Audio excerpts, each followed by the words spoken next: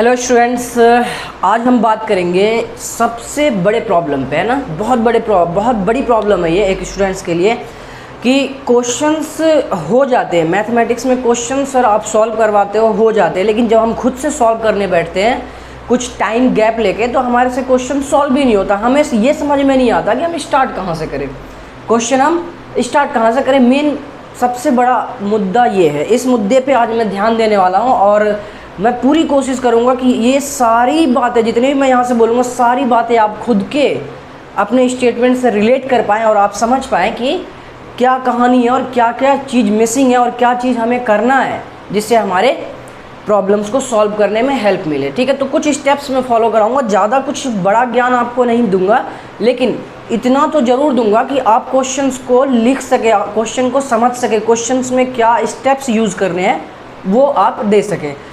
तो हमने एक छोटा सा 4 स्टेप्स किसी भी क्वेश्चन को सॉल्व करने के लिए मैथमेटिक्स के 4 स्टेप्स को आपको फॉलो करना। इन चारों स्टेप्स को मैं बिल्कुल एक्सप्लेनेशन के साथ आपको समझाऊंगा कि ये 4 स्टेप्स हैं क्या।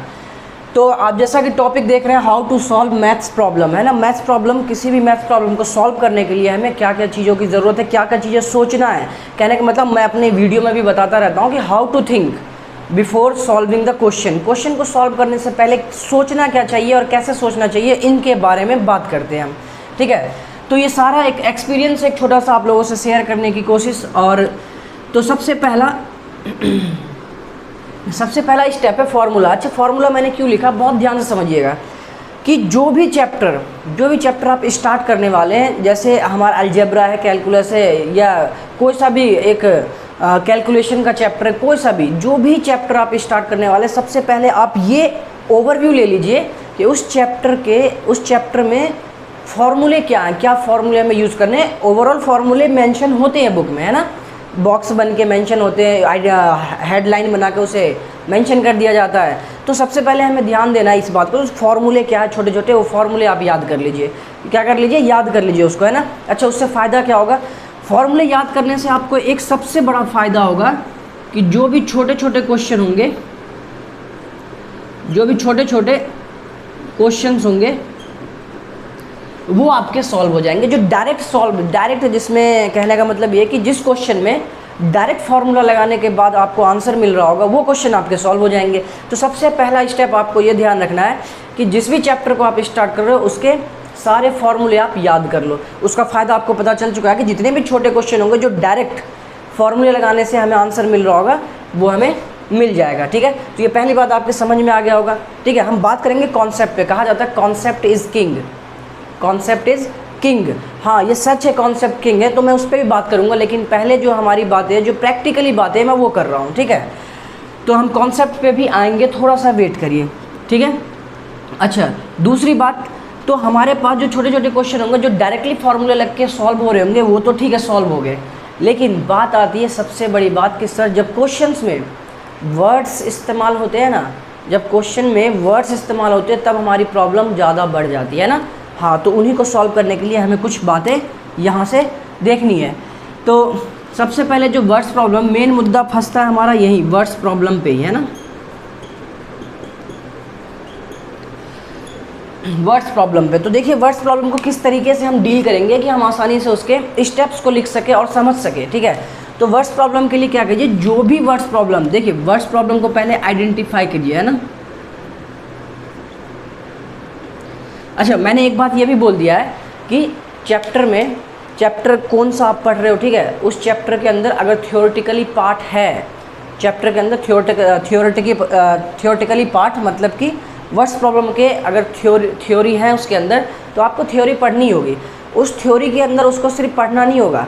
ठीक है, उसको पढ़ना नहीं होगा, सिर्फ आपको उसको, उसी को तो कहते हैं कॉन्सेप्ट। अच्छा, कॉन्सेप्ट है किसके लिए, कॉन्सेप्ट है किसके लिए, कॉन्सेप्ट है वर्ड्स प्रॉब्लम को सॉल्व करने के लिए। ठीक है, तो वर्ड्स प्रॉब्लम के कॉन्सेप्ट जो होते हैं ना, वही सबसे इंपॉर्टेंट रोल करते हैं। तो सबसे पहले एक काम कीजिए कि जो भी वर्ड्स प्रॉब्लम हमारे पास बुक में एग्जाम्पल्स दिए हुए हैं और बुक में इंट्रोड्यूस किया गया है कि ये टॉपिक है, इससे वर्ड्स प्रॉब्लम आपको एक्सरसाइज में मिलेंगे, तो आप क्या कीजिए, उस वर्ड्स प्रॉब्लम के कॉन्सेप्ट को अच्छे से, सिर्फ उसको आपको पढ़ना नहीं है, सिर्फ उसको याद नहीं करना, उसको ड्राइव कीजिए, मस्ट है ये।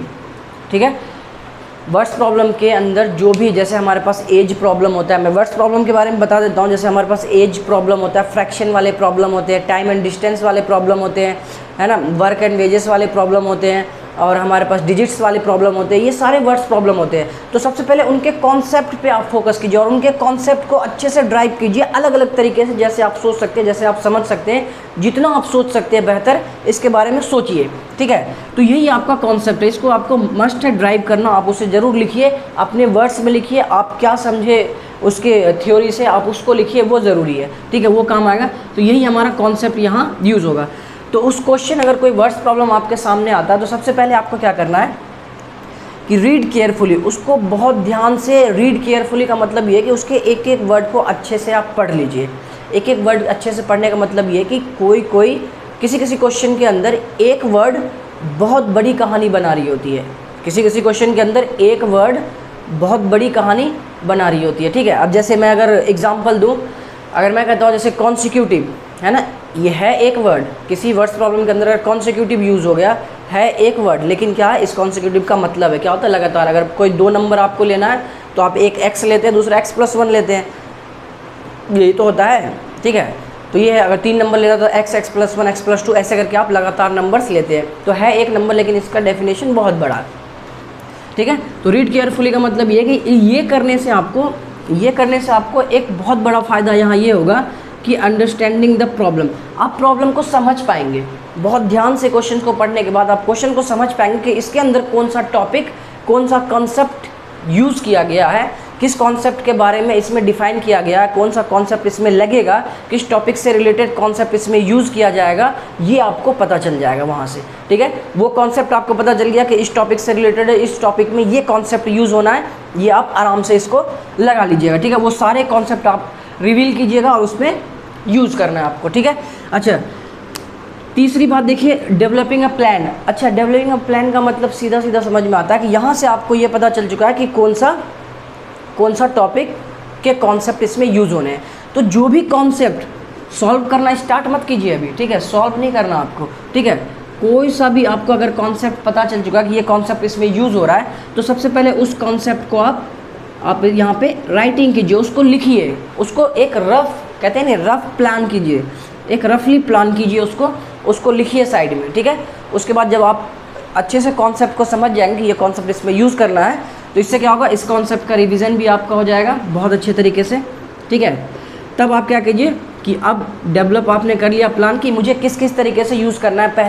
पहले वर्ड्स प्रॉब्लम के जो भी हमारे पास वर्ड्स प्रॉब्लम को जो भी चेंज करने के बाद इक्वेशन आएगा, पहले इक्वेशंस में क्या आएगा वो आपका प्लान है। उसके बाद उस इक्वेशन के बाद उसको हम सॉल्व करेंगे, और वो इक्वेशन को किस तरीके से सॉल्व करेंगे, सॉल्व करने के कौन से तरीके यूज़ करने हैं हमें, तो ये सारे आपके इसमें आ जाएंगे प्लानिंग में। तो आपको प्लान करना, उसके बाद आपके पास एट द लास्ट आप सीधा क्या करते हैं, अगर आपके पास ये सारी तीनों चीज़ें क्लियर है तो क्या है, आपको आराम से प्रॉब्लम को सॉल्व करना स्टार्ट कर देना चाहिए, है ना, स्टार्ट कर देना बस, बहुत आराम से। अगर आप यहाँ तक चीज़ों को अच्छे से इस स्टेप्स के थ्रू आप अपने क्वेश्चंस को सॉल्व करते हैं, तो इस बात की उम्मीद करता हूँ कि आपके लगभग क्वेश्चन, बहुत सारे क्वेश्चन हो जाएंगे और प्रैक्टिस भी हो जाएगी, और प्रैक्टिस आप करोगे तो और बेहतर तरीके से आप इसको एलोबरेट कर सकते हो, है ना।